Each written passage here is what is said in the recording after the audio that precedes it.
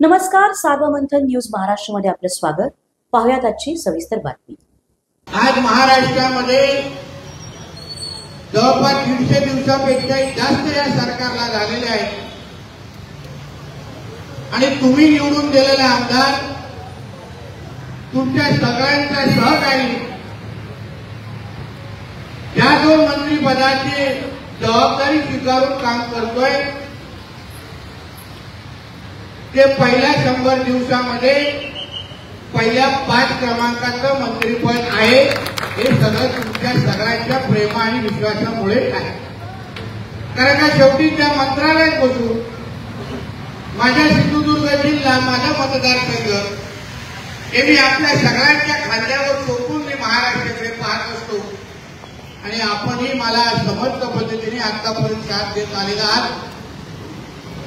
आता तर मॅचची सुरुवात आहे, शेवटचे 5 सुरुवातीचे 5 ओव्हरच झालेले आहेत, अजून पूर्ण 50 ओव्हर बाकी आहे आणि सुरुवातच आपली एवढी दमदार झाली असल्यामुळे 29 पर्यंत विचार करा महाराष्ट्रामध्ये आपण काय वातावरण करू याचा फक्त अंदाज सगळ्यांनी घ्या।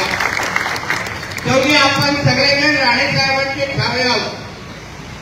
आपण ज्या पण पदावर बसतो ते पद गदागदा हलवण्याचं काम हे आपण आतापर्यंत सगळेजण करत आलेलो आहे आणि म्हणूनच याही पुढे या जिल्ह्याच्या विकासाच्या दृष्टिकोनातून, कारण की या जिल्ह्याचा पालकमंत्री म्हणून राणे साहेबांनी जे काही कार्य सुरू ठेवलेलं आहे, त्या काही संकल्पना त्यांच्या डोक्यामध्ये आहेत ते पूर्ण करण्याचं काम आज जिल्ह्याचा पालकमंत्री म्हणून माझ्या खात्यावर असल्यामुळे मी आपल्या सगळ्यांना विश्वास देतो।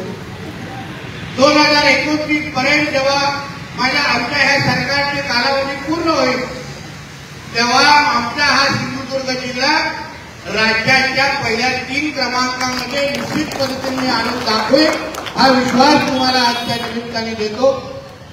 आज पूर्ण कालपासूनच वाढदिवसाची धावपळ आहे आणि आता परत 7:30ला फ्लाईट पकडून सन्माननीय फडणवीस साहेब मुख्यमंत्री साहेबांचा आशीर्वाद घेण्यासाठी वर्षा बंगल्यावर जायचं आहे आणि म्हणून जास्त वेळ न घेता आपण सगळेजण हक्काने मला इथे आपण सगळ्या जणांनी बोलवलं आणि आता तर प्रथा झालेली आहे, आमचा कोणाचाही वाढदिवस शिवाजी चौकवर आल्याशिवाय पूर्ण होत नाही।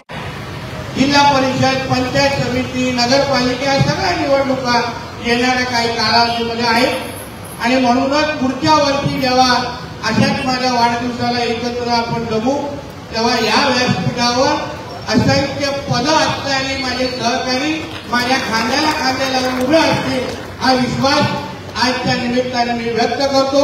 परत एकदा माझ्या सिंधुदुर्गच्या जनतेचं मला प्रेम आणि विश्वास हे आपण देत आहात आणि माझ्या खांद्यावरची जबाबदारी आपण सगळ्यांनी टाकलेली आहे, यासाठी मी मनापासून आपले आभार मानतो।